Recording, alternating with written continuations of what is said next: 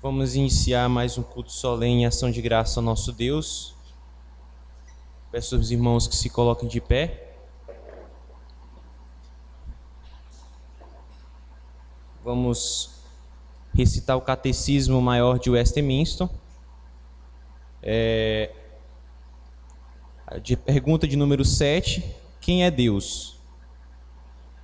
Deus é Espírito em si e por si, infinito em seu ser, glória, bem-aventurança e perfeição, todo suficiente, eterno, imutável, insondável, onipresente, infinito em poder, sabedoria, santidade, justiça, misericórdia e clemência, longânimo e cheio de bondade e verdade. Nesse momento vamos orar ao Senhor, pedir para que o Senhor receba o nosso culto, a adoração e a ação de graça ao Senhor nosso Deus.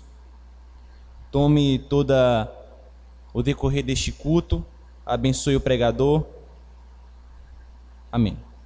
Senhor Deus, nosso Pai, nós te pedimos neste momento, Deus, para que o Senhor, meu Pai, torne-se presente aqui neste recinto, na tua igreja.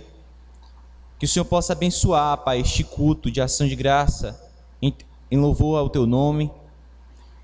Que toda ação de graça seja recebido a ti, pelo louvor, pela pregação. Que o Senhor não olhe para nós, Senhor, pecadores, imperfeitos, impuros, indignos, mas que o Senhor receba, meu Deus. Neste momento, meu Pai, queremos te agradecer por todas as coisas. Amém.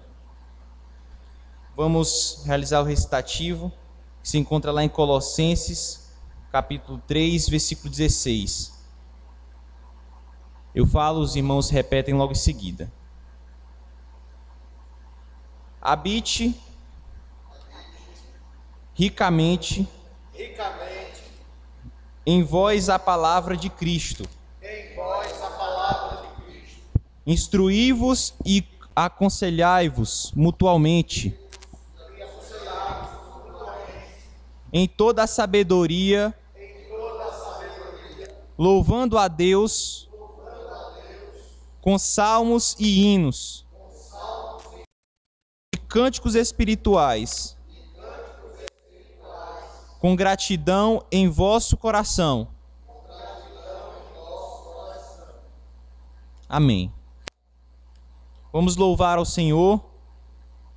Nesse momento eu chamo para louvar ao Senhor o Salmo de número 1.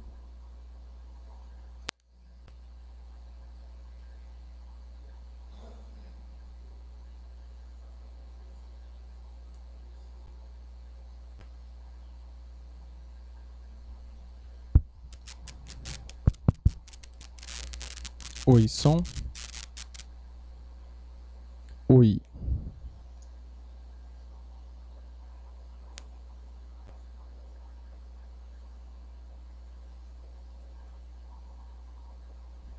Oi, som. Oi, oi. Oi. Olá.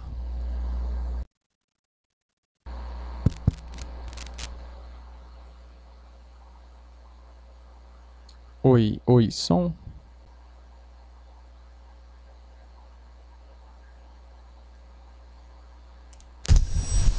Oi. Oi. Entoemos o cântico de número 1, o salmo número 1. Peço que toda a amada igreja entoie comigo. Quão bem-aventurado é o homem que não anda conforme as ímpias sugestões de conselheiros maus, não se detém no caminhar de homens pecadores, nem se assenta em comunhão com o escarnecedor. Porém o seu prazer está na santa lei de Deus, e dia e noite nessa lei medita sem cessar. Qual árvore plantada está junto das muitas águas, tal é o homem, pois no tempo fruto próprio dá. E murcha não será jamais toda a sua folhagem, bem-sucedido ele será em tudo que fizer. Os ímpios nunca são assim, são como a palha ao vento, no juízo e na congregação dos justos cairão.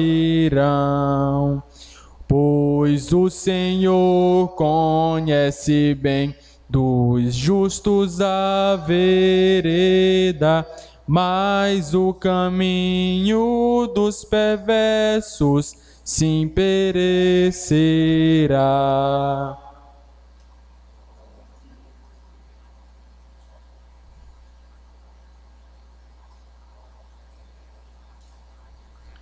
Nesse momento de leitura bíblica, vamos ler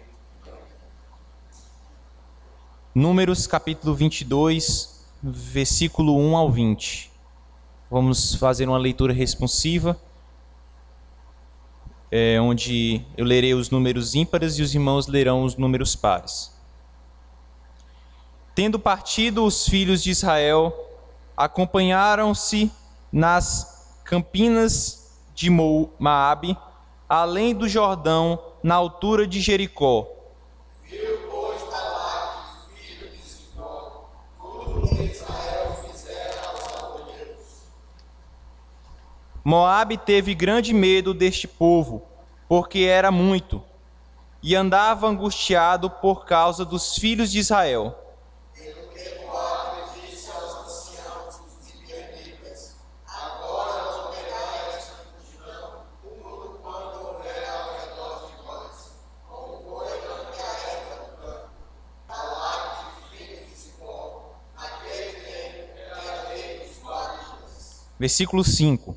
Enviou ele mensageiros a Balaão, filho de Beor, a Petor, que está junto ao rio Eufrates, na terra dos filhos do seu povo, e chamá-lo, dizendo: eis que um povo saiu do Egito, cobre a face da terra e está morando defronte de mim. Vem, pois, agora, rogo-te, amaldiçoa-me a este povo, pois é mais poderoso do que eu, para ver se eu poderei ferir a lançar fora da terra. Porque sei que a quem tu abençoares será abençoado, e a quem tu amaldiçoares será amaldiçoado. Então foram-se os anciões dos Moabitas e os anciões dos Midianitas, levando consigo o preço dos encantamentos, e chegaram a Balaão e lhe referiram as palavras de Balaque. Balaão lhes disse: ficai aqui esta noite, e vos trarei a resposta, como o Senhor me falar. Então os príncipes dos Moabitas ficaram com Balaão. Versículo 9. Veio Deus a Balaão e disse: quem são estes homens contigo? Respondeu Balaão a Deus: Balaque, rei dos Moabitas, filho de Zippor, os enviou para que me dissesse: Versículo 11. Eis que o povo que sai do Egito, cobre a face da terra, vem agora amaldiçoar-me. Talvez eu possa combatê-lo e lançá-lo fora. Então disse Deus a Balaão: não irás com eles, nem amaldiçoarás o povo, porque é povo abençoado. Levantando-se Balaão pela manhã e disse aos príncipes de Balaque: tornai à vossa terra, porque o Senhor recusa deixar-me ir convosco. Tendo-se levantado os príncipes dos Moabitas, foram a Balaque e disseram: Balaão recusou vir conosco. Versículo 15. De novo enviou Balaque príncipes, em maior número e mais honrados do que os primeiros. Os quais chegaram a Balaão e lhe disseram: Assim diz Balaque, filho de Zippor, peço-te que não te demores em vir a mim. Versículo 17. Porque grandemente te honrarei, e farei tudo o que me disseres. Vem, pois, rogo-te, abençoa-me este povo.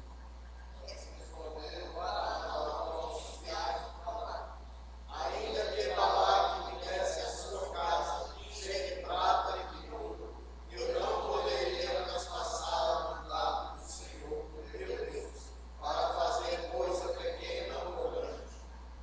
Versículo 19. Agora, pois, rogo-vos que também aqui fiqueis esta noite, para que eu saiba o que mais o Senhor me dirá. Veio, pois, o Senhor a Balaão de noite e disse: Se aqueles homens vieram chamar-te, levanta-te, vai com eles, todavia farás somente o que eles disseram. Amém. Vamos entoar louvor, Salmos de número 3.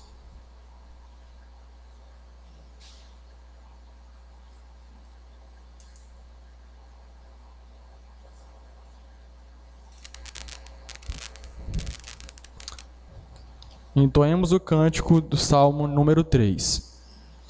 Senhor, como aumentam contra mim os opositores meus. São muitos que proferem contra mim. Nem Deus o salvará. Tu és minha glória e escudo meu. Exaltas o servo teu.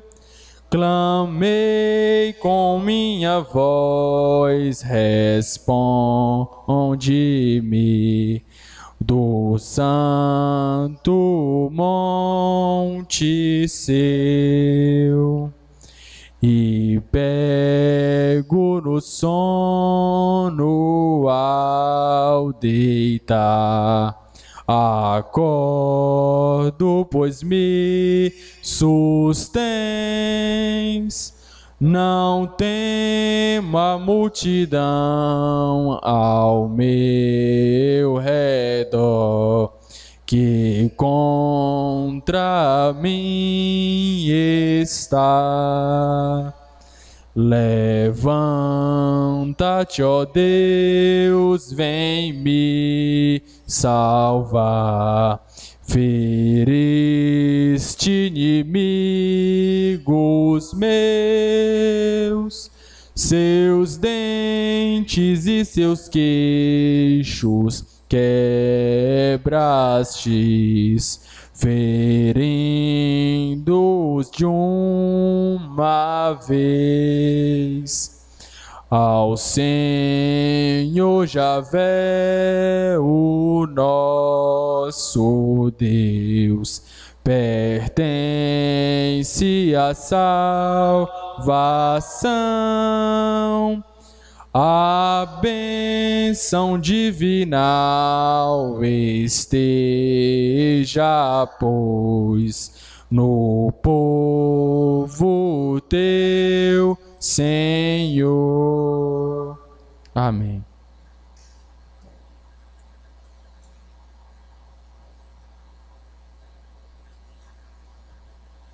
Nesse momento, chama à frente o presbítero Diego para um momento de intercessão.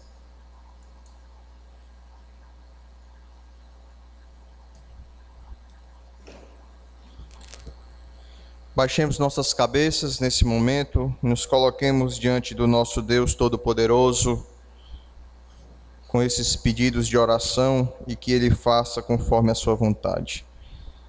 Senhor Deus, Pai amado, Deus Santo, Deus bendito, Deus glorioso, Deus de Abraão, de Isaque e de Jacó.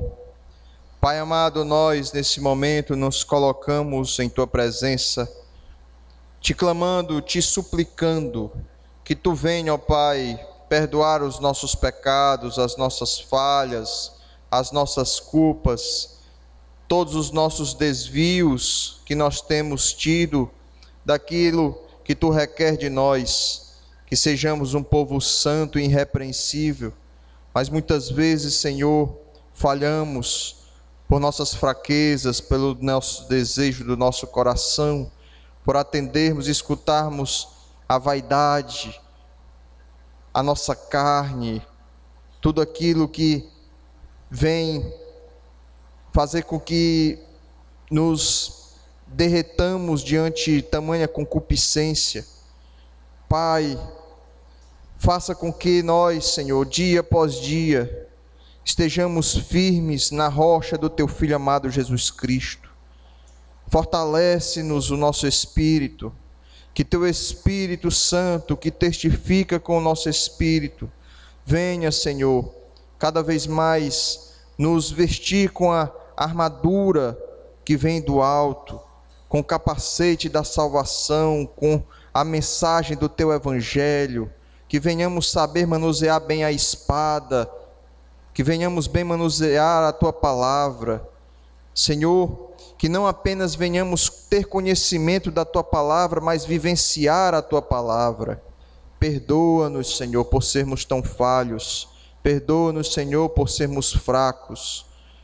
Porque sabemos e temos plena consciência que somos insuficientes, que somos incapacitados em nós mesmos, mas pela Tua graça e a Tua misericórdia e pelo Teu Santo Espírito, nós bem sabemos que Tu estás a nos ajudar, a nos consolar, a nos fortificar, Senhor. Bem, Senhor, te pedimos que Tu nos dê saúde, tanto física quanto espiritual. Pai, que Tu venha, que Tu é o médico dos médicos, bem sabemos disso, que Tu venha curar, que Tu venha sarar, que Tu venha tirar toda doença que tem acometido os Teus servos, até mesmo impossibilitado de virem à Tua casa, alguns virem à Tua casa ou prestarem um culto de maneira que esteja em espírito e em verdade diante de Ti, mas devido às suas dores, devido às suas moléstias, muitas vezes não conseguem prestar um culto devido a Ti. Pai, que Tu venha sarar, que Tu venha curar a cada um que está adoentado, acamado nesse momento. Também Te pedimos que Tu venha, Senhor, principalmente nos fortificar cada vez mais na luta contra o pecado para termos saúde espiritual, Senhor.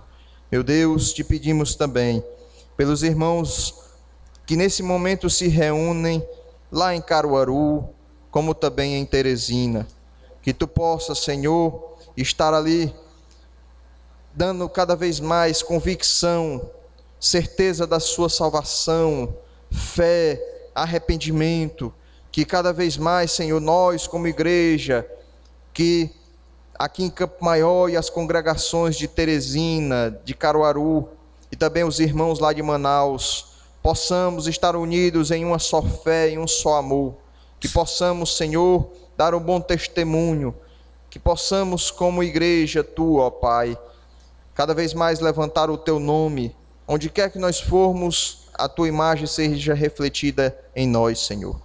Meu Deus, Te pedimos, Pai, também, pela liderança da igreja, na pessoa do pastor Jorge, que Tu possa, Senhor, estar cuidando dele, de seu problema de saúde, que Tu possa ali estar curando, que Tu possa estar sarando e tirando essas dores, a qual tem tirado o seu sossego. Pai, que Tu possa também estar capacitando, Senhor, à frente da Tua obra, que ele possa sempre estar dando bom testemunho, sempre, Senhor, estar capacitado pelo Teu Santo Espírito a trazer a Tua palavra de forma digna. Meu Deus, onde quer que ele for, que dos seus lábios sejam proferidas palavras de bênção. Meu Deus, que Tu venha, ó Pai, abençoar a sua família, a sua esposa, os seus filhos. Protege o Senhor de todo mal. Protege o Senhor aquele lá e que não falte nada, Senhor. Que tudo seja conforme a Tua santa e soberana vontade. Também te pedimos, Senhor, pelo presbitério. Te peço pelo presbítero Laurindo, Senhor. Te agradeço, ó Pai, por ele estar aqui conosco, trabalhando na Tua obra, tendo alegria de Te servir e Te seguir. Senhor, que ele seja um líder cada vez mais no seu lar, como também na igreja. Que pelo seu testemunho de vida, Senhor, as pessoas venham reconhecer que ele serve um Deus vivo, um Deus santo e um Deus verdadeiro. Pai amado, também te peço, Senhor, que Tu possa abençoar os seus filhos, sua esposa, e que ele possa ali evangelizar, e se for da Tua vontade, pelo Teu Santo Espírito, pelo Teu querer, quebrante corações ali naquele lar. Pai amado, também te peço também pela minha vida, que Tu possa abençoar-me, Senhor, na frente do Teu trabalho, que Tu possa, Senhor, me capacitar cada vez mais, que venha ter vigor, alegria de Te servir, que não venha faltar, Senhor, oportunidades para que eu possa falar do Teu amor, da Tua justiça, Senhor, que eu possa ser um líder na minha casa, como também um líder na Tua igreja, e que Tu venha abençoar a minha família, a minha esposa, meu filho, e que nós unidos venhamos, Senhor, crescermos na graça, crescermos na fé e manifestarmos, Senhor, o poder das Tuas mãos, a qual Tu tem feito em nossas vidas, e que os outros reconheçam, Senhor, que nós servimos o nosso Senhor Jesus Cristo. Pai, Te pedimos também, Senhor, pelas autoridades desse país, que Tu possa estar ali, trabalhando no coração, desde o presidente até o vereador, que eles possam fazer leis que engrandeçam essa nação, fazer leis justas, que não punam o pobre e que não venham também a favorecer os ricos, mas que sejam leis justas, leis que o Teu povo venham gozar de bênçãos e que venham fazer ações que atuem em todas as áreas deficitárias desse país, e que os pobres, Senhor, as pessoas afligidas, esquecidas, venham ser lembradas, venham ser assistidas, Senhor, principalmente pela Tua mão.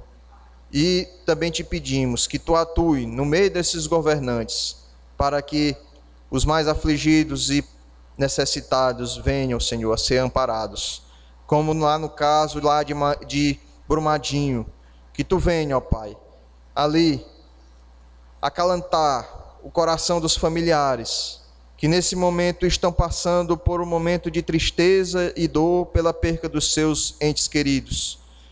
Passam os momentos, passam as horas, e ficam cada vez mais, a aflição aumenta, Senhor, sabendo se estão vivos ou estão mortos, mas Tu sabes, ó Pai. Senhor, que Tu dê força àqueles que nesse momento estão debaixo dos escombros, aqueles que estão ainda com alguma esperança de sobreviver, que Tu possa, Senhor, estar ali trabalhando no coração deles, para que eles venham a reconhecer que só o Senhor é Deus, que Tu é capaz de salvá-los, que por mais que tenham uma quantidade imensa de bombeiros, de policiais ali tentando resgatar-lhes, que Tu, Senhor, pode resgatá-los pela Tua providência divina. Pai amado, não sabemos se ainda existem sobreviventes, mas Tu sabes. Dá força a estes e também, Senhor, dá forças aos familiares para que mantenham firmes, para que não venham a entrar em depressão, mas para que venham a olhar que tudo está sob o controle de Tuas mãos. Pai amado, que Tu venhas agir ali no meio daquele povo, que tua mão venha acalentar, venha salvar e venha providenciar tudo conforme a tua santa e soberana vontade, Pai. Meu Deus, abençoa os nossos familiares, os nossos amigos, nos usa como instrumento em tuas mãos para propagar a tua palavra, em qualquer lugar que nós formos. E te pedimos, Senhor, pelos projetos que nós temos elaborado para este ano aqui na igreja, que seja tudo conforme a tua vontade, porque a obra é tua, somos apenas trabalhadores teus. Que tu venha, Senhor, estar à frente, que tu venha estar abençoando, que tu venha fazer com que a tua obra cada vez mais se fortaleça, e que tu venha trabalhar no coração daqueles que estão fracos, esmorecidos, caídos no meio do caminho, e que tu venha levantá-los, aumentar a sua fé e trazê-los de volta à comunhão, junto à comunhão da tua igreja. Em nome do teu Filho amado Jesus Cristo, é que nós te pedimos para todos sempre. Amém.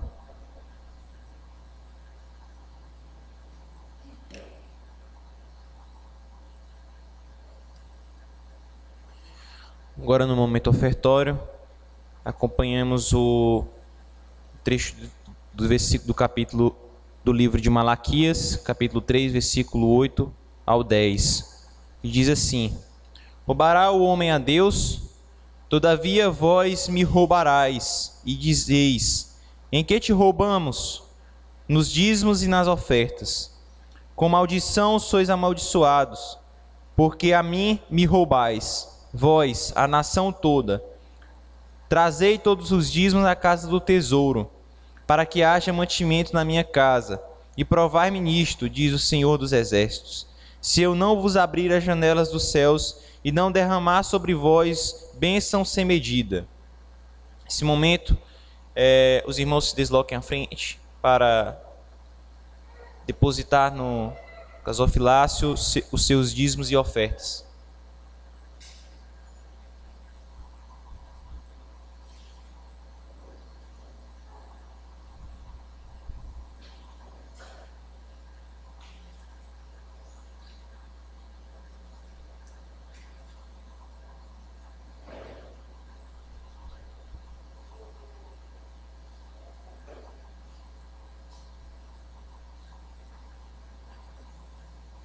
Amém.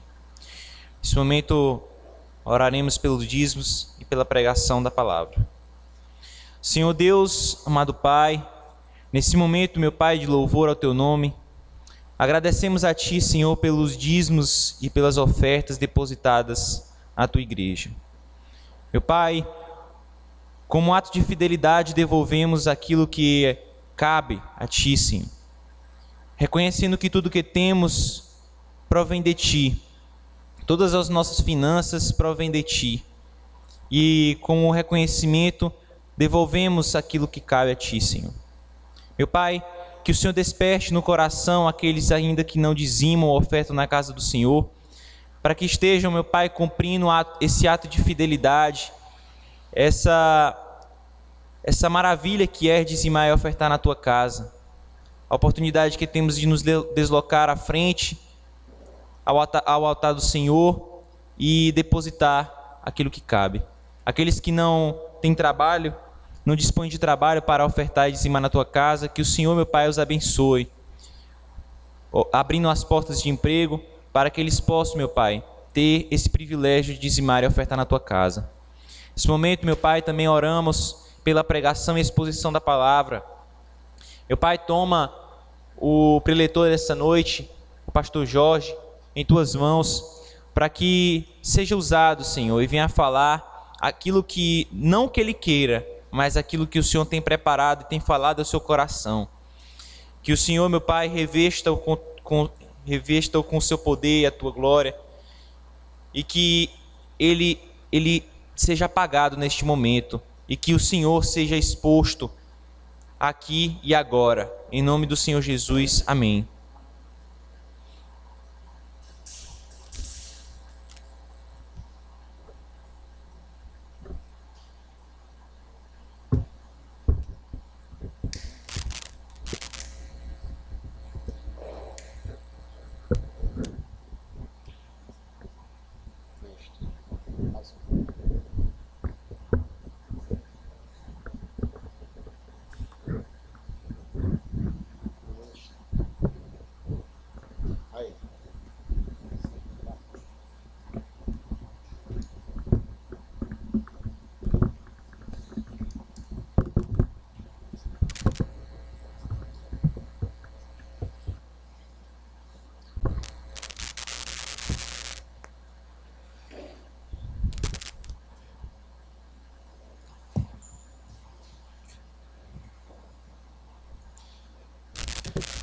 Boa noite, irmãos e irmãs. Convido a todos nesse instante a ficarem de pé,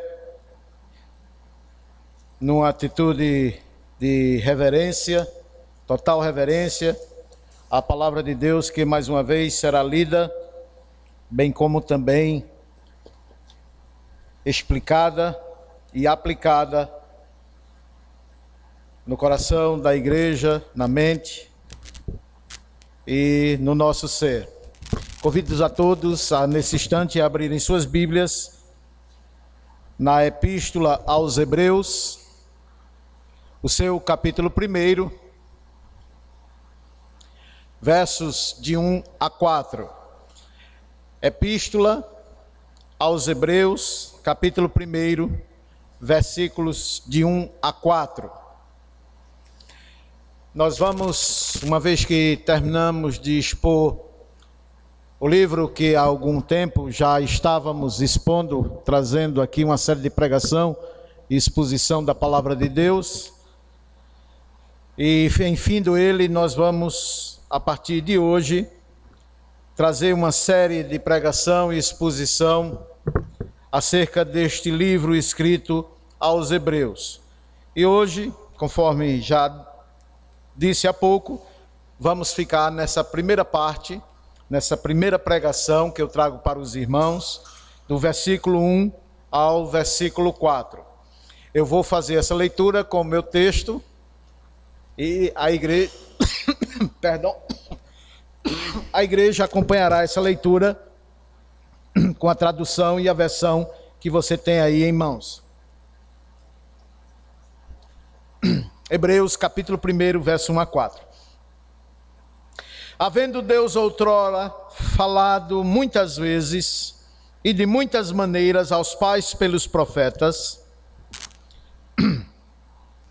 nestes últimos dias nos falou pelo Filho, a quem constituiu herdeiro de todas as coisas, pelo qual também fez o universo.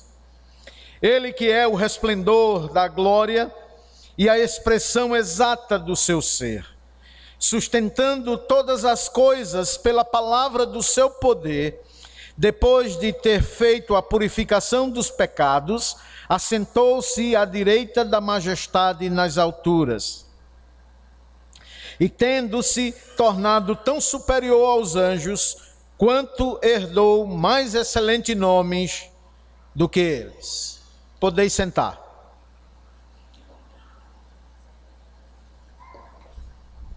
Hebreus capítulo 1, verso 1 a 4. Esses versos que eu trago a vocês para a nossa prédica, isto é, a nossa pregação, ele traz um tema. E esse tema que eu trago para vocês nesta noite é o tema praticamente central de toda a revelação que o autor deste livro fez e faz acerca da pessoa e da divindade de Cristo Jesus. É verdade que ao nos familiarizarmos com o escrito, a forma escrita, bem como a mensagem, nós vamos ver que há outros e vai surgir outros subtemas nesse livro. Mas o tema principal deste livro é acerca da pessoa de Jesus, como nós vamos ver daqui a pouquinho, mas já quero destacar e trazer isto para a memória e o conhecimento dos irmãos. E o tema que aparece nas entrelinhas desses versos, é o tema que eu trago nesta noite: o senhorio da pessoa de Cristo. É o tema da nossa mensagem nesta noite, o senhorio da pessoa de Cristo. E como sempre fazemos nesses momentos de introdução, preparando a mente dos irmãos para ouvir, entender, compreender e com a ajuda e o auxílio do Espírito Santo, evidentemente fazermos as devidas aplicações para a nossa vida, isso só com a ajuda do Espírito Santo. E tem sido esta a nossa oração, e é esta a nossa oração, que o Espírito Santo abra a sua mente, abra o seu entendimento e aplique as lições que nós vamos, a partir de hoje, através deste livro, trazer uma série de pregação e exposição para esta igreja. Lembrando mais uma vez, o tema é o senhorio da pessoa de Cristo. Também quero e preciso destacar aqui agora que nós não temos, como é familiar, como é peculiar às demais porções da palavra de Deus, principalmente no que tange o Novo Testamento, uma autoria. Um autor autobiografado, isto é, nós não temos a assinatura do autor deste livro.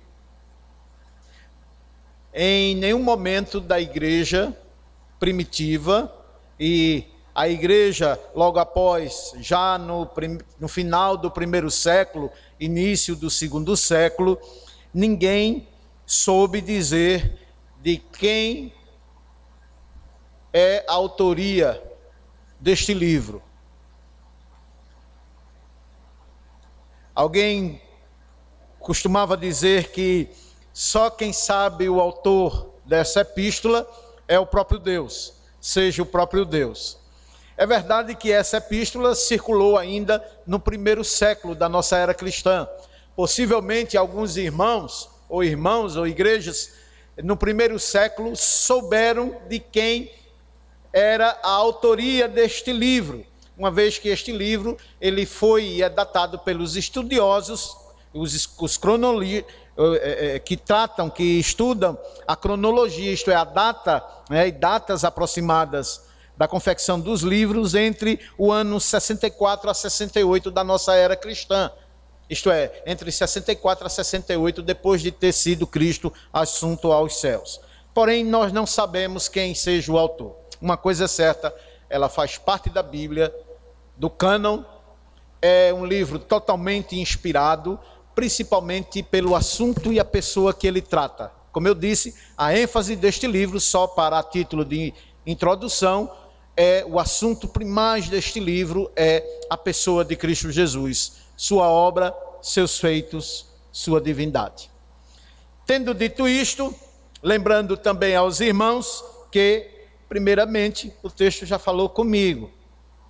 Evidentemente, quando Deus colocou em meu coração e coloca em meu coração, estudar, debruçar-se sobre algum livro da Bíblia, o texto evidentemente fala primeiro conosco. E ele agora vai falar com você, deve falar com você. E como eu disse antes, essa é a nossa oração, que o Espírito Santo abra o seu entendimento e aplique as lições que esse texto vai trazer, com certeza, para a sua edificação, como também para a sua, minha, nossa alegria. Eu gostaria também de fazer lembrar a vocês uma palavra de ordem que precisamos sempre estar lembrados. Por que estudar o livro de Hebreus? Por que expor o livro de Hebreus? Precisamos lembrar o que Paulo escreveu em seus dias à igreja de Roma. Gostaria que vocês abrissem suas Bíblias no livro de Romanos, capítulo 15.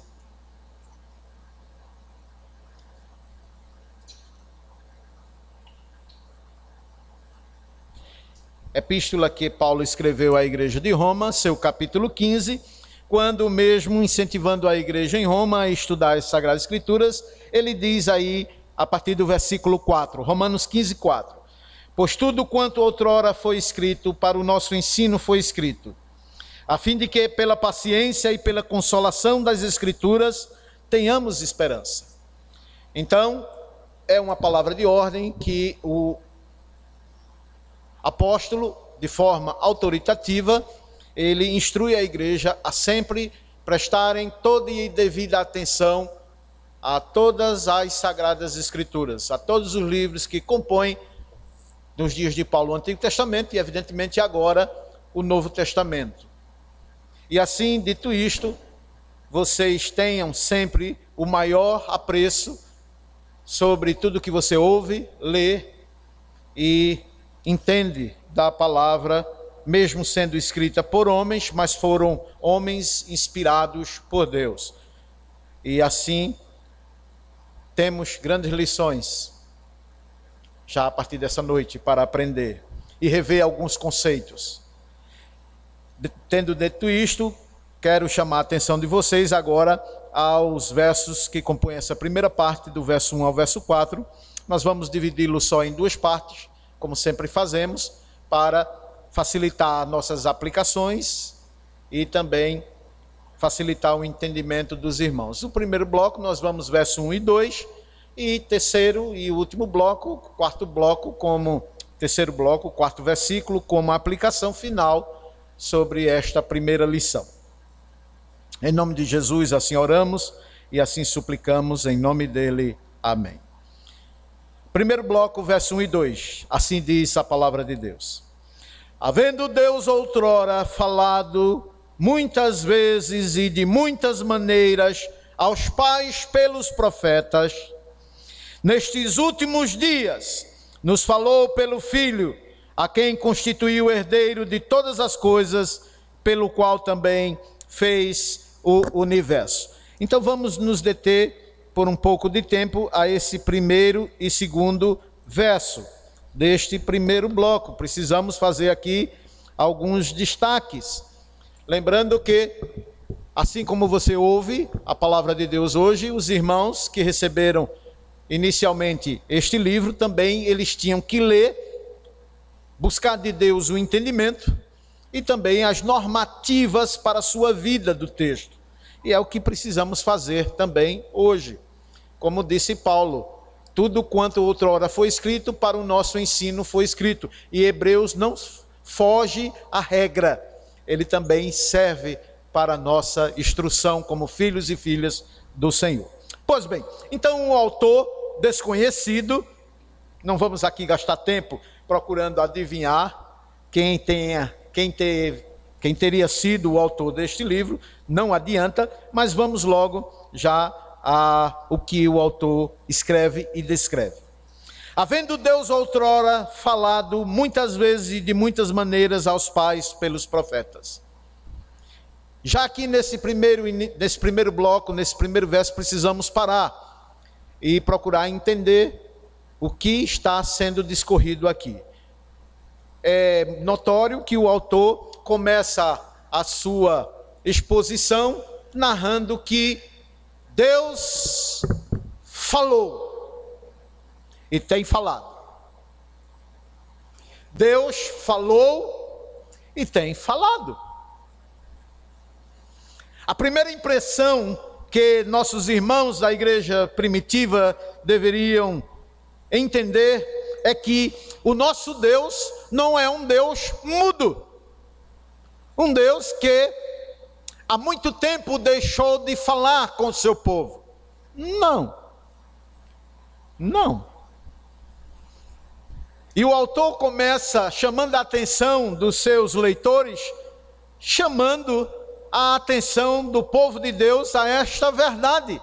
Deus falou, Deus tem falado e Deus continua falando agora, tão somente por meio e intermédio de Jesus Cristo, seu Filho.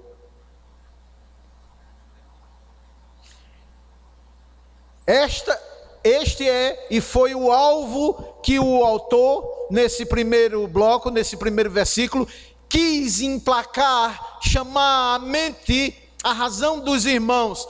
Deus falou, tem falado e continuará falando. E aqui ele abre um leque de maneiras e formas como Deus, no passado, distante do autor deste livro, num passado não tão distante, um futuro não tão distante do autor e agora sim distante aos nossos dias.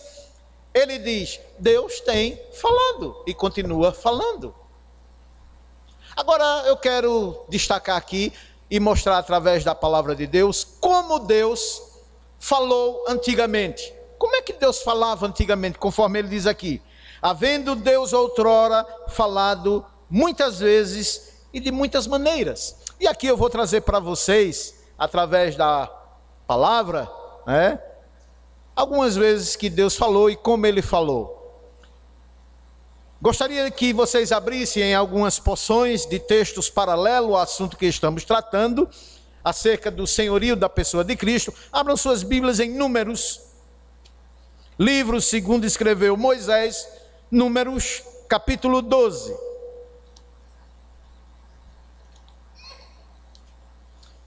Livro de Números, capítulo 12. E eu quero compartilhar com vocês dos versos 1 a 8. Números, capítulo 12, dos versos 1 a 8, que diz assim: falaram Miriam e Arão contra Moisés, por causa da mulher etíope que Moisés tomara como esposa, uma mulher cusita. E disseram: porventura tem falado o Senhor somente a Moisés? E não tem falado também por nós? E o Senhor ouviu.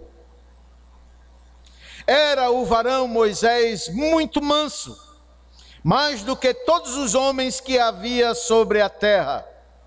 Logo o Senhor disse a Moisés e Arão e a Miriam: vós três, saí à tenda da congregação.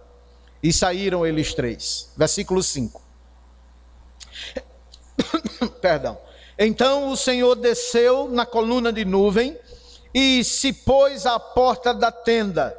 Depois chamou a Arão e a Miriam e eles se apresentaram. Versículo 6. Então disse: ouvi agora as minhas palavras. Se entre vós houver profeta, eu, o Senhor, em visão a ele me faço conhecer. Ou eu falo com ele em sonhos. Não é assim com meu servo Moisés, que é fiel em toda a minha casa, posto que boca a boca falo com ele e claramente, e não falo com ele por meio de enigmas, pois ele vê a forma do Senhor. Como, pois, não temestes falar contra o meu santo servo Moisés? Você viu aqui que o próprio Deus, ele expressou formas e maneiras como ele se revelava aos seus santos profetas no passado, e ele alistou aqui algumas formas de como ele se manifestava. E que formas foram estas, conforme nós podemos ver aqui? Ele diz, a partir aí do verso 6: então disse, evidentemente, Yahvé, o Senhor: ouvi agora as minhas palavras. Se há entre vós profeta, eu, o Senhor, em visão. Isto é, Deus se revelava ao seu povo, falava aos seus servos através de visão. E só visão? Não. Ele também falava com seus profetas através do sonho. Isto é, Deus interferia nos sonhos dos seus servos. Deus falava através de visões, através de sonhos. E com Moisés, diferentemente deste expediente, e aqui está o fato de Deus destacar o diferencial entre o que havia de relacionamento entre Deus e Moisés, e entre Deus, Arão e sua irmã Miriam, que Deus falava com Moisés boca a boca, face a face. Como um amigo fala ao seu companheiro, boca a boca, face a face. E aqui já há uma grande, não explícita, mas implícita lição grandiosa para nós. Já nesse primeiro bloco, já nesse primeiro versículo. Eu vou mostrar outros versos. E que lição é esta? Que destaque é esse? Quem é o autor da Bíblia? Quem é que falava aos seus servos? Deus. Deus. Então, podemos dizer que, de fato, esses 66 livros que compõem ao que hoje chamamos de cânon, de Bíblia Sagrada, é Deus falando. É Deus falando com você, comigo, conosco, com todo o seu povo, agora, hoje, já. E cada vez, cada momento que você abre a palavra dele, você ouve Deus falando com você por meio de sua palavra. O autor da Bíblia é Deus. E ele sempre deixou isto muito claro, de forma explícita e contundente. Essa palavra aqui escrita tem uma autoria, tem um autor. E o autor é Yahvé, é Deus. Só para que isso fique bem mais claro, abram, por favor, suas Bíblias em Gênesis. Eu vou mostrar a você que quem assina este livro como seu autor é Yahvé, é Deus, do começo ao seu fim. Gênesis 1:1, parte A. No princípio criou Deus os céus e a terra. Deus se revelou e tem se revelado através de sua palavra. Deus está dizendo, eu sou o autor do livro de Gênesis. E ele diz mais, versículo 3, e disse Deus, e Deus falou. Gênesis tem como seu autor Deus, e ele mesmo assina essa obra. Agora Apocalipse.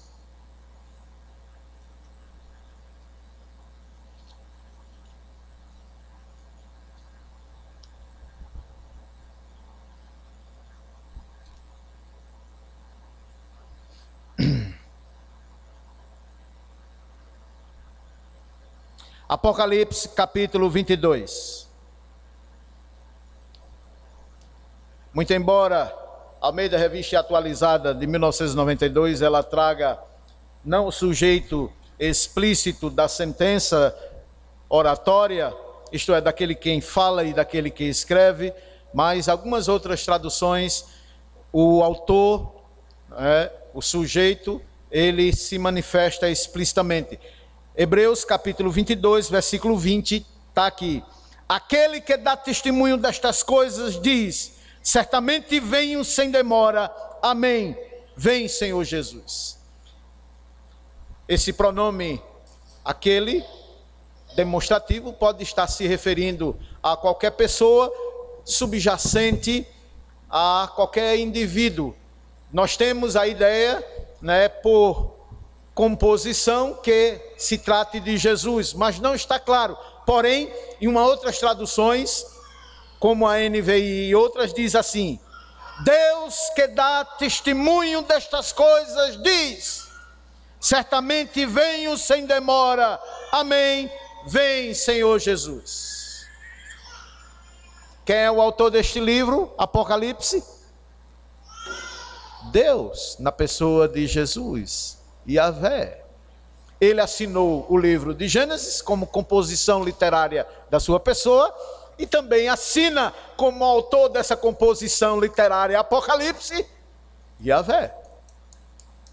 Só para questão de confirmação do que estamos dizendo e também para a alegria e descanso de vocês. Vamos voltar para o Antigo Testamento ainda, agora Deuteronômio capítulo 34, versículo 10, tratando ainda acerca da forma, da maneira como Deus falava e falou no passado. Deuteronômio, capítulo 34.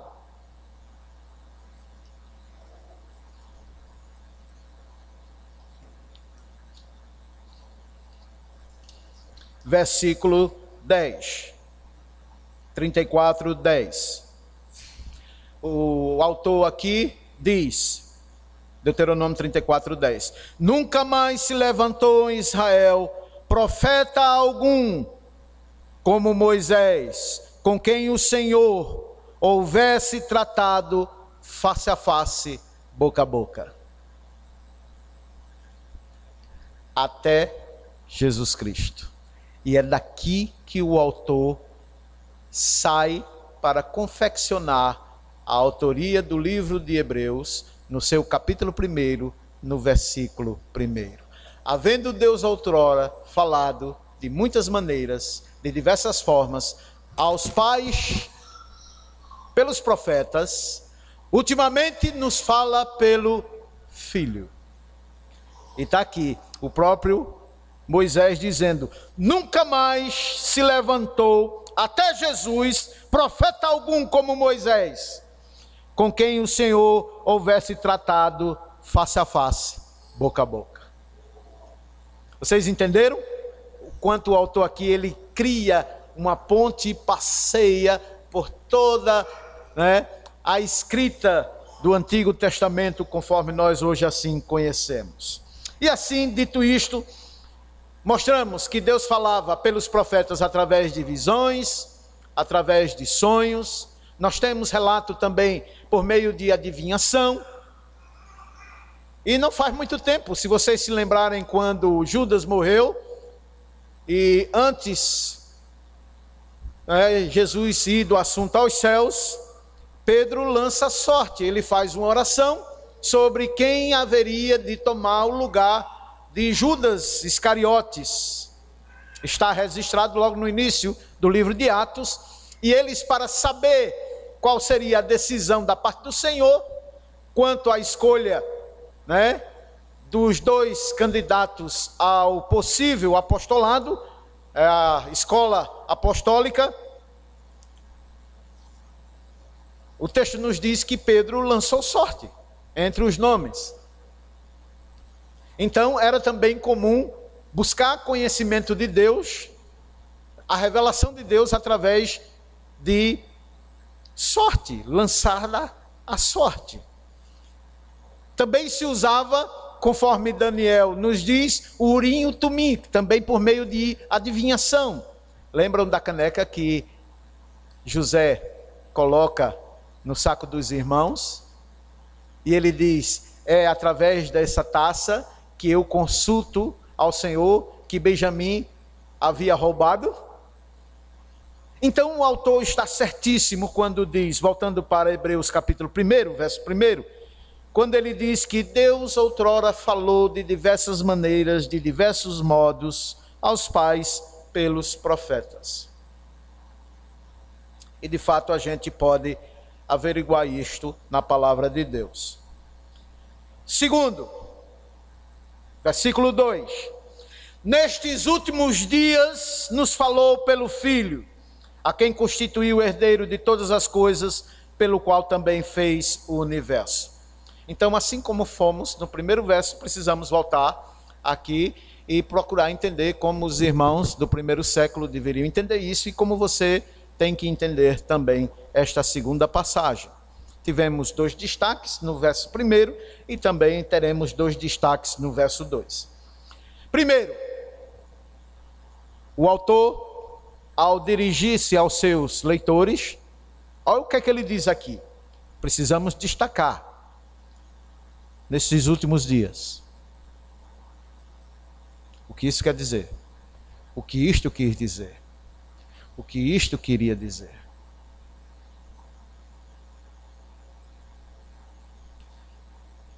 O que realmente aqui está escrito: vivemos os últimos dias. Jesus está voltando. Jesus está voltando. Ele vai voltar. Ele está voltando.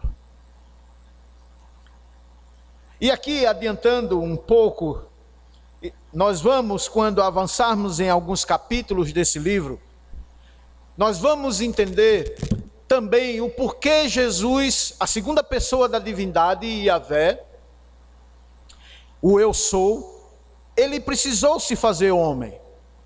Nós vamos ver isso, relembrar isto.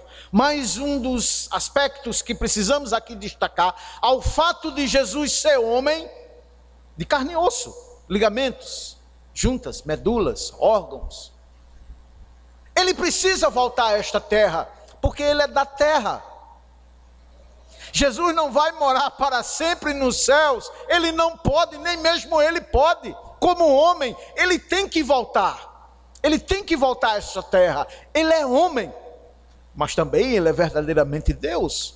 Mas ele é homem, ele é carne da nossa carne, a semelhança da nossa carne, e osso semelhante aos nossos ossos. Ele precisa voltar. O lado dele, quando ele voltar novamente, será aqui para todo sempre. Jesus como homem. E desde a ressurreição de Jesus, eu já tive a oportunidade de pregar sobre isso aqui, lecionar sobre isso, nós estamos vivendo os últimos dias. A ênfase dos últimos dias, é verdade, está no que diz respeito à ressurreição e à ascensão de Jesus aos céus, mas desde o primeiro momento do Fiat, começou já os últimos dias.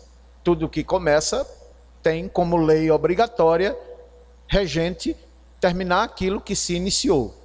Isso não há exceção. Mas o apóstolo diz e reafirma, o autor deste livro, ele diz: estamos vivendo os últimos dias. Aí precisamos já aqui também fazer um destaque. O que isso deve significar para mim e para você, como significou para os irmãos, os primeiros leitores no passado. Primeira lição: em Cristo Jesus. Este mundo tal qual você e eu nós conhecemos agora, ele não nos pertence. Ele não pertence a você. E da forma que ele está aqui agora, jamais pertencerá a você ou a ninguém, humanamente falando. Primeiro porque após a queda este mundo jaz sobre o maligno. O próprio João escreve sobre isso. Filhinhos, não ameis o mundo nem as coisas que há no mundo, porque tudo que há no mundo, a concupiscência da carne, a soberba da vida, a concupiscência dos olhos, a soberba da vida, e nada disso procede de Deus. E isto seria mais do que suficiente para nos alertar que nós não viemos fincar raízes aqui neste mundo. Pelo contrário, deveríamos a cada vez mais aprender a nos desapegarmos deste mundo e das coisas que há neste mundo, porque daqui nada vamos levar, tendo em vista que para aqui, quando chegamos aqui, para este mundo nada trouxemos. Então, o leque que se estende aqui sobre as aplicações de estar vivendo os últimos dias é muito grande, mas precisamos ainda mais um destaque. Quem disse a você que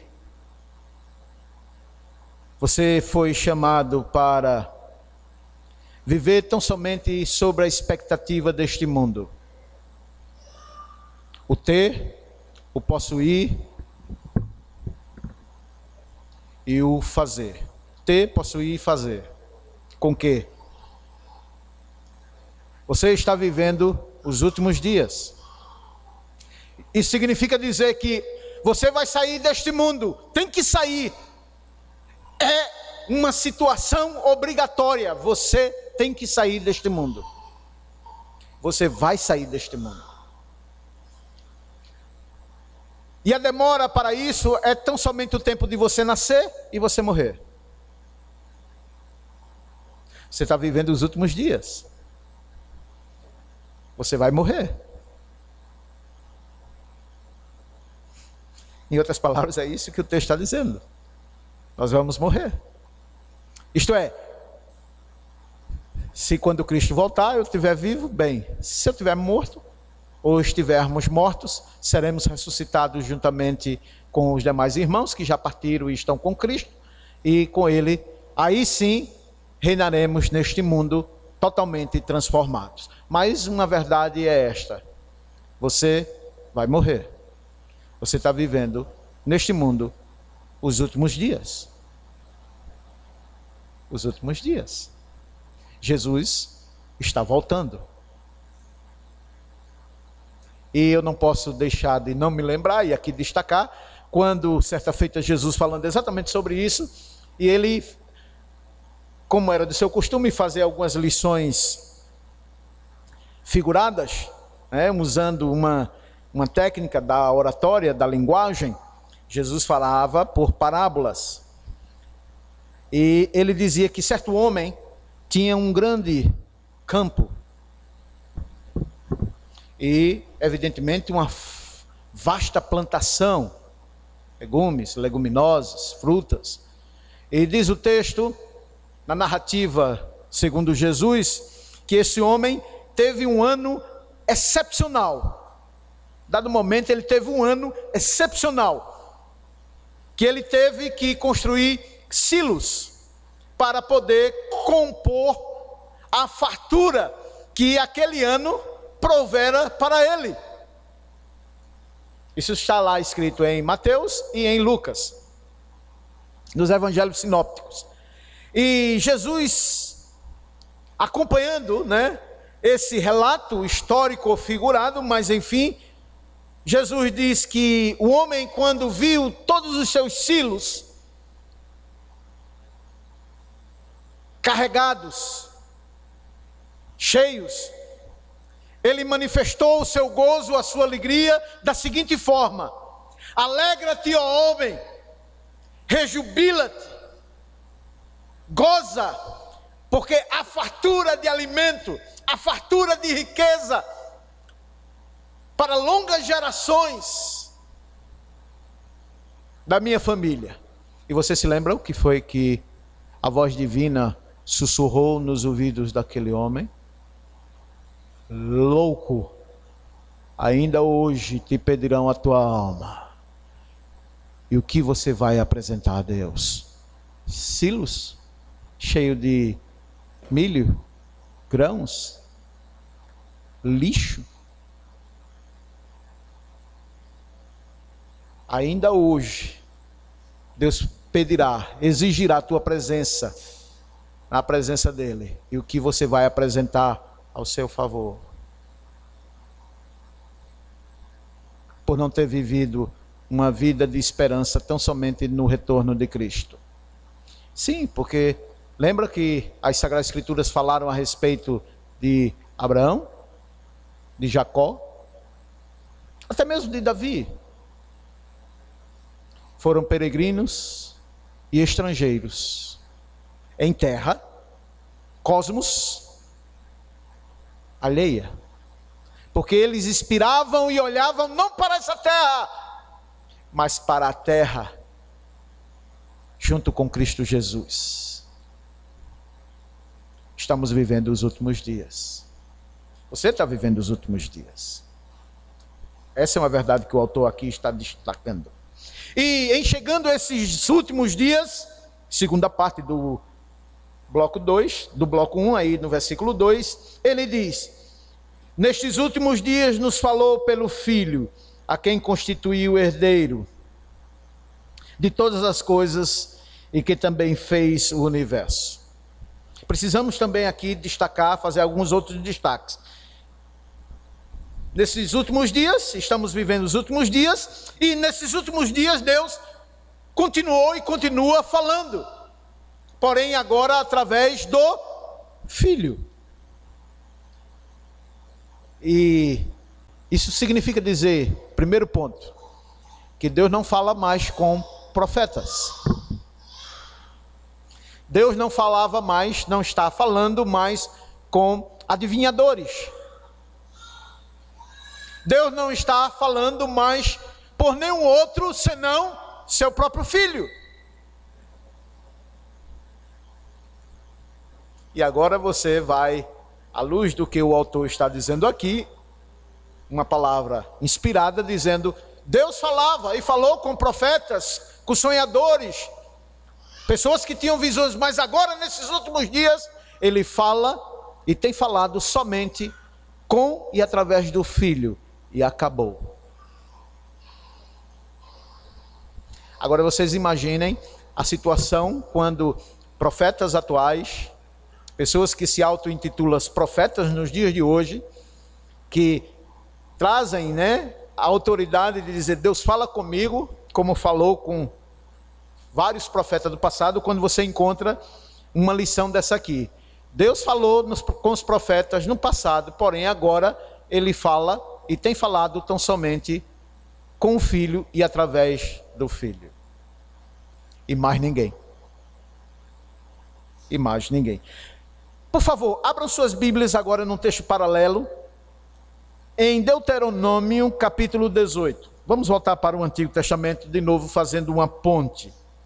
Deuteronômio capítulo 18.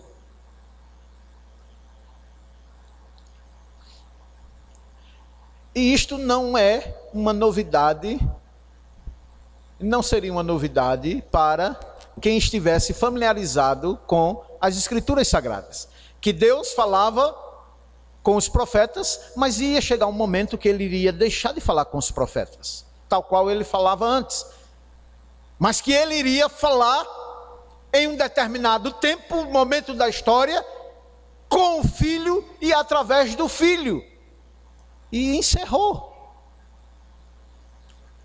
E Moisés escreveu sobre isso. Moisés. Deuteronômio capítulo 18, verso 15. Deuteronômio capítulo 18, verso 15. Olha o que é que Moisés escreveu. O Senhor Deus te suscitará um profeta do meio de ti, de teus irmãos, semelhante a mim. A ele ouvirás. Moisés já falava que Deus ia suscitar um profeta, que era a linguagem da época, semelhante a Moisés, e que o povo tinha que prestar toda a obediência e a atenção à palavra falada por esse profeta anunciado aqui por Moisés. A gente leu Deuteronômio, anteriormente, 34:10, E nunca mais se levantou um profeta tal qual Moisés, que Deus falava com ele face a face, boca a boca. Mas o próprio Moisés escreveu acerca de quem haveria de surgir um profeta maior do que o próprio Moisés. E que Deus, o próprio Deus, falaria por boca dele. Vamos ver isso, versículo 18 a 19. Lemos 18, 15 e ainda no capítulo 18, versículo 18 e 19. Ele diz assim: suscitar-lhe-ei um profeta do meio dos seus irmãos, semelhante a ti, Moisés, em cuja boca porei a minhas palavras, e ele lhes falará tudo que lhes ordenar. De todo aquele que não ouvir as minhas palavras, que ele falar em meu nome, disto lhe pedirei contas.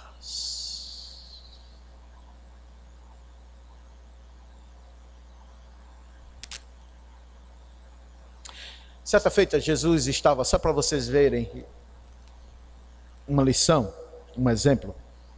Jesus estava falando acerca da sua divindade, da sua autoridade, que ele sempre for indagado. Afinal, Jesus, com que autoridade tu falas? Com que autoridade tu fazes esses milagres? E Jesus, muitas vezes, ele citava alguns profetas do Antigo Testamento. E não foram poucas as vezes que Jesus falou acerca de Abraão, acerca de Moisés. E vocês se lembram que em muitas dessas prédicas de Jesus, Jesus dizia: aqui está quem é maior do que Abraão. Aqui está quem é maior que o próprio Moisés. E Moisés falou dele. Agora aqui há um ponto bem relevante que precisamos destacar. Que Moisés já sabia. Se você ouvir a palavra desse profeta que Deus vai levantar no meio dos seus irmãos e não dar cumprimento à sua palavra, praticando aquilo que Ele pede de você e vai pedir de você, se prepare, você vai dar contas ao teu Criador por você desobedecer ou estar desobedecendo a voz desse profeta, Jesus, Yeshua Messias, Jesus o Cristo. O próprio Deus já disse aqui: de todo aquele que não ouvir as minhas palavras, que ele falar em meu nome, você vai prestar contas a mim. Você já imaginou que perigo é ouvir a palavra de Deus e não praticá-la? Porque além dos seus pecados, que você vai responder diante de Deus, sem mamãe, sem papai, você e Deus, você ainda vai prestar contas a Deus pelo fato de ouvir o Evangelho, ouvir a palavra de Cristo Jesus e não estar cumprindo ela? Voltemos ao nosso texto.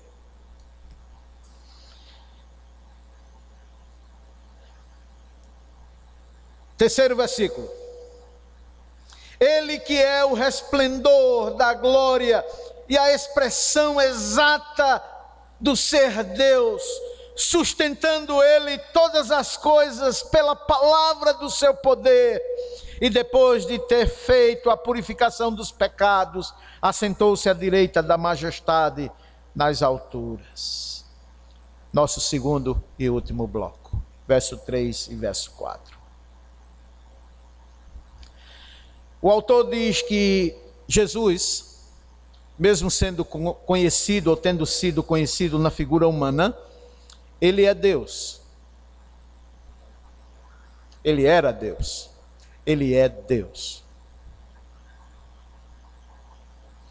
E o autor diz acerca de Jesus, e aqui já surge explicitamente o tema da nossa mensagem. Está aqui no versículo 3 e o versículo 4. O tema foi e é o senhorio da pessoa de Cristo.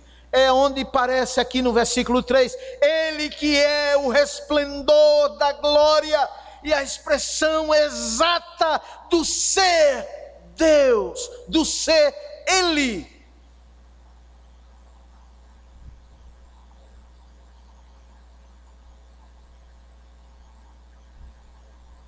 Vocês imaginem do grande privilégio que foi para aquela geração nos dias dos apóstolos, dos discípulos, terem ao seu lado a pessoa física de Jesus, Deus. Eles andaram com Deus. Uma parte seleta desse grupo, os 12 apóstolos, conviveram com Jesus durante 3 anos ou mais de 3 anos, 24 horas por dia. Eles andavam com Jesus, eles andavam com seu Deus, o seu Criador. Eles andaram com a pessoa física de Jesus. João, que foi um dos mais achegados, escreveu acerca disso. No princípio criou Deus os céus e a terra. E nada do que foi feito sem Jesus haveria de ser feito. Ele estava com Deus porque Ele é Deus. Todas as coisas foram feitas por intermédio dEle. E sem Ele, nada do que foi criado poderia ter sido criado. Ele é antes de todas as coisas. João andou, pôde abraçá-lo, sentir o cheiro da pele de Jesus. O hálito de Deus entre eles. Eu poderia passar aqui o resto da noite só falando sobre isso. Os homens sem entenderem, quando chegou um discípulo também muito achegado a Jesus e disse: Jesus, mostra-nos o Pai, isso nos basta. Filipe, há tanto tempo eu estou convosco e você não tem me conhecido? Quem vê a mim, vê o Pai. Eu sou a expressão exata do ser Deus. A gente canta isso. Manso e suave, Jesus está chamando. Chama por mim, por ti ó pecador, vem. É o que o autor está dizendo aqui. Ele que é o resplendor da glória, a expressão exata do ser Deus. O S aqui em Almeida ele traduziu correto, é o S maiúsculo. Ser, ele está se referindo à pessoa de Deus. Ser Deus. E para minha, sua, nossa alegria e a alegria de todo o povo de Deus, é Ele quem sustenta todas as coisas pela palavra do seu poder. E vamos às lições, segunda lições do bloco 2. Primeiro, não é Satanás quem sustenta, quem governa este mundo, mas é Jesus. É Ele quem sustenta todas as coisas. Os homens andam nas trevas e experimentam e gozam das trevas porque assim eles desejam e querem. Porque os homens amam mais as trevas do que a luz. Mais a potestade dos infernos do que a glória da bendita luz divina. Sustentando Ele todas as coisas pela palavra do seu poder. E quando a palavra diz todas as coisas, é todas as coisas mesmo. Você se lembra quando Jesus disse a um dos seus discípulos que estava temendo, as predições que Jesus estava falando acerca dele mesmo e acerca da igreja? E muitas vezes Jesus dizia: meus servos, não vos preocupeis e nem fiqueis atemorizados, porque não há um fio de cabelo na sua cabeça que Deus não saiba o número e o lugar exato dele na sua cabeça, e nenhum dele cairá por terra sem que não seja a vontade minha. Vê os pardais, como são muitos, eles voam, e Jesus dizia nos seus dias: nenhum deles cairá por terra que não seja a vontade de seu Pai, isto é, a vontade dele juntamente com o Pai, porque Jesus já disse. Abram suas Bíblias no Evangelho de João, capítulo 10. Evangelho de João, capítulo 10, versículo 30. Lembre-se disso. João capítulo 10, versículo 30. Eu e o Pai somos um. Eu e o Pai somos um.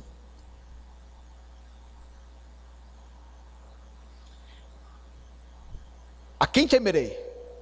E o que temerei?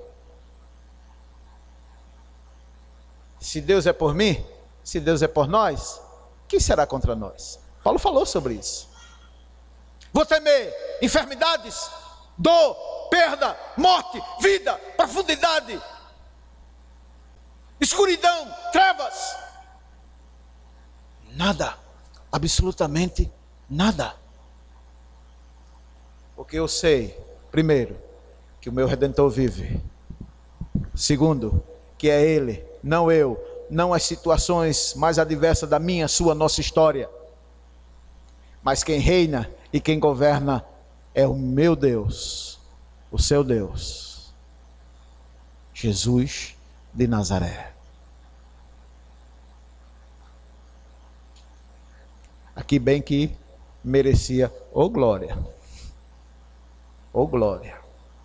É Jesus quem reina. Está aqui, ó, o autor dizendo: sustentando Ele todas as coisas pela palavra do seu poder. Vamos ver isto. Isso não é novidade do Novo Testamento, não. Abram suas Bíblias no Salmo 9, versículo 8. Os salmistas já falaram a respeito disso. Salmo 9.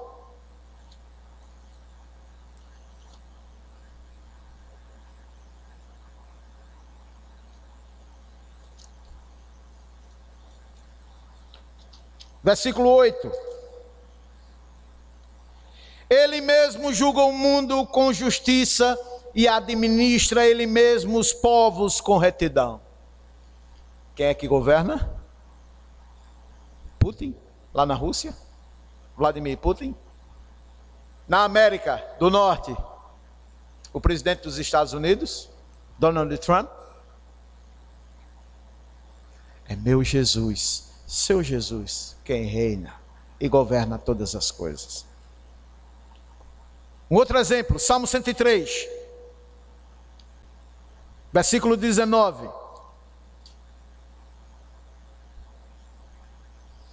Nos céus estabeleceu o Senhor o seu trono, e o seu reino domina sobre tudo.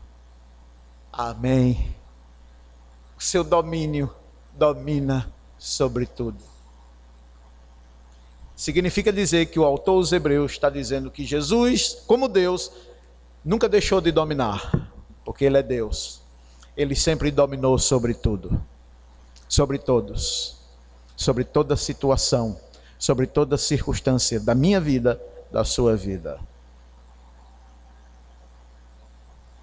E o que nos deve causar maior alegria é que esse mesmo que domina todas as coisas disse, prescreveu em sua palavra, todas as coisas eu vou fazer com que contribua para a sua paz, sua felicidade, minha e sua. Todas as coisas cooperam para o bem daqueles que amam a Deus e daqueles que foram e são e serão chamados segundo o seu propósito. Ah, pastor, agora eu entendi. Porque Tiago, logo que se segue, ao término do livro de Hebreus, Tiago diz assim: irmãos, tende por motivo de toda alegria o passardes por várias provações, sabendo que a provação da vossa fé, uma vez confirmada, ela tem um fruto, ela produz a perseverança.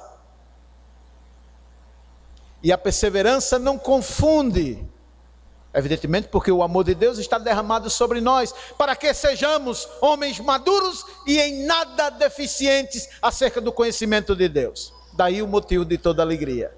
O passardes por várias provações, sabendo que no final, se você crê em Deus, se você não crê em Deus, é um problema para você. Mas para aqueles que creram em Deus e creem em Deus, todas as coisas é motivo de sua, minha felicidade, mesmo que no momento não tenhamos essa percepção de que aquilo que está acontecendo comigo seja o meu melhor. Mas a sua falta de compreensão não anula a verdade de Deus. Tudo concorrerá para o teu bem. É o que o autor está dizendo aqui. Vamos adiantar um pouco. Hebreus capítulo 2, versículo 8. Todas as coisas sujeitaste debaixo dos teus pés. Veja que ele fala como segunda pessoa, mas imediatamente aplica a primeira pessoa. Gramaticamente falando aqui no versículo 8. Todas as coisas sujeitastes debaixo dos teus pés. Isto é, ele mesmo sujeitou todas as coisas debaixo do seu pé. Não tem uma segunda ou terceira pessoa. Aqui está no singular. É um plural de majestade. Deus conhecido na figura do Pai, do Filho e do Espírito Santo. E somente a Deus, a gramática obrigatoriamente assim se expressa acerca dele mesmo. A primeira pessoa fala como se tivesse um segundo ouvinte, uma segunda pessoa, só que a aplicação dar-se-á somente à primeira pessoa. Porque Deus é um. Deus é um. Ora, desde que ele sujeitou todas as coisas, nada deixou fora do seu domínio. Nenhuma dor de cabeça, nem um espirro. A coisa é tão objetiva e é tão dinâmica que nem um espirro, até um espirro seu, meu, nosso, está no mais absoluto controle de Deus. Ora, se Deus se preocupou com uma folha que cai de um caule, de uma vara, de um ramo, uma folha não cai dali, imagina um espirro seu, meu, nosso. Isso é fazer nos vibrarmos, pular de alegria. E descansar sempre, sempre em Deus, porque Ele tem cuidado de nós. Agora, porém, ainda não vemos todas as coisas a ele sujeitas, Jesus homem. Mas depois nós vamos ver, literalmente, quando chegarmos no capítulo 12. E para terminarmos, vamos ao nosso quarto e último verso, a terceira e última aplicação do segundo bloco. Tendo se tornado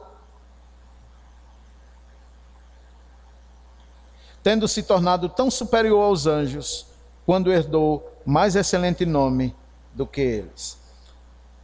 O autor aqui, na verdade, ele está se referindo à grandiosidade, à superioridade do senhorio de Cristo.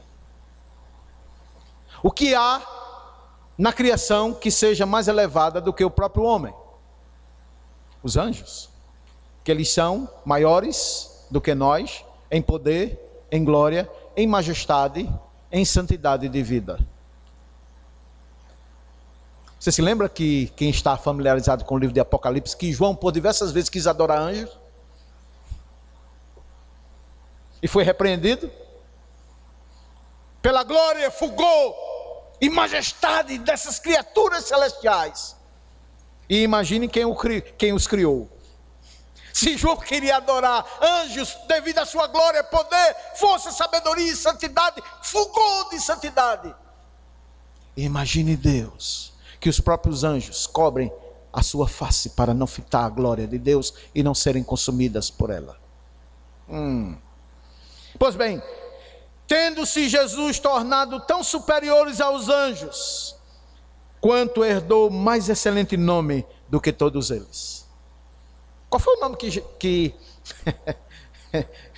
que a figura aqui demonstrada pelo autor recebeu?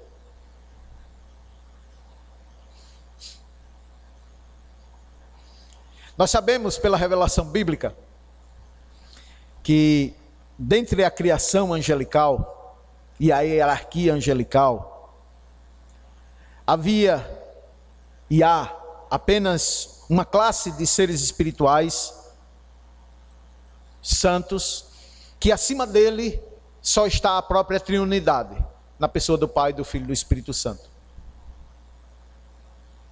Miguel, Rafael e Lúcifer. Acima deles, só a própria divindade, a Trindade. E o autor está dizendo aqui que um homem, nascido de mulher, herdou um nome muito mais excelente do que Miguel, Rafael, Lúcifer. Que o próprio Miguel não ousou, quando disputava acerca de quem ficaria o corpo de Moisés, nós vamos ver isso, né? Não ousou palavras inflamatórias contra Lúcifer. Antes, pelo contrário, ele dizia que o Senhor te repreenda. Mas a quem o autor está se referindo? Jesus de Nazaré. Um nome mais simples do que esse não existe. Jesus. Esse nome é maior do que toda a glória, todo o resplendor de todo e qualquer anjo ou suas hierarquias. Jesus. O meu Jesus. Seu Jesus. Porque aprove a Deus o Pai cercá-lo, apesar da tamanha manifestação de simplicidade e pobreza. Lembram de Jesus? Caracterizado pelos evangelhos como homem pobre, andando de percata, roupas mediante a sua condição financeira de pobreza, os pés sujos pelo pó da terra, possivelmente barbado, E em toda a criação não havia, nem jamais haverá um nome mais excelente que Jesus. Não foi isso que o anjo falou? E ele será chamado de Jesus, porque ele salvará o seu povo dos seus pecados. O senhorio da pessoa de Cristo foi o tema da nossa mensagem nesta noite, entre os versos 1 a 4. Tendo se tornado tão superior aos anjos, quanto herdou mais excelente nome do que todos eles. Jesus de Nazaré, meu, seu, o nosso Salvador. E nele eu posso crer. Você pode crer, você pode esperar. Porque se ele começou a sua boa obra na sua vida, ele está e estará completando até o seu dia do nosso encontro com ele. O senhorio da pessoa de Cristo foi o tema da nossa mensagem nesta noite. Que Deus a todos abençoe. Convida a igreja a ficar de pé. Vamos mais uma vez nos elevar a Deus uma oração, agora finalizando o nosso culto nesta noite. Agradecendo a Deus por todo o dia de hoje, a escola bíblica dominical que tivemos esta manhã, a forma como Deus nos instruiu, nos abençoou, mostrando o que devemos ser e fazer e entender quando a Deus devemos orar, altear nossas vozes e elevar nossas vozes até os seus ouvidos. Eu tenho certeza que Deus, aos que tiveram hoje pela manhã, foram e saíram daqui enriquecidos pela palavra de Deus, explanada, estudada, e também pela forma como Deus tem nos falado e nos falou nesta noite através dos primeiros 4 versos que compõem o primeiro capítulo do livro de Hebreus. Eu vou pedir ao presbítero Laurindo que nos conduza a Deus nesta oração, agradecendo, conforme disse, pelo estudo da manhã, por esta pregação esta noite, e que o Senhor nos conduza durante toda a semana, o decurso da semana, em paz e derramando sobre nós sua providente cuidado. Oremos. Senhor nosso Deus, nosso Pai querido, hoje, Senhor, mais uma vez tivemos o privilégio de ouvir a Tua palavra, Senhor, de Te prestar este culto com todo o amor, com todo o respeito, com todo o carinho que o Senhor merece. Muito obrigado, meu Deus, por nos dar a oportunidade de estarmos reunidos aqui neste templo para ouvir a Tua palavra, Senhor, exposta pelo pastor que o Senhor colocou para conduzir este rebanho. Senhor Deus, queremos Te pedir, Senhor, que nos leve para casa debaixo da Tua santa proteção, que o Senhor possa nos dar uma semana tranquila, Senhor, uma semana de paz, uma semana organizada, Senhor, para que nós possamos nos conduzir retamente diante de Ti. Senhor Deus, aproveito esta oportunidade, meu Deus, para Te pedir misericórdia, Te pedir, Senhor, que acalente os corações daquelas pessoas que estão sofrendo as consequências de um desastre natural ou mesmo provocado pelo homem. Mas sabemos, Senhor, que tudo isso é porque o Senhor permitiu. Sabemos que o Senhor faz conforme o Senhor quer. Não podemos, Senhor, querer entender a Tua mente. Não podemos querer, Senhor, entender os Teus propósitos. Mas queremos, Senhor, neste momento, Te pedir que conforte os corações dos entes queridos, daqueles que estão sofrendo as dores da perda querida. Nesta noite, Senhor, oramos em nome do Teu Filho amado, Jesus Cristo, para todos sempre. Amém.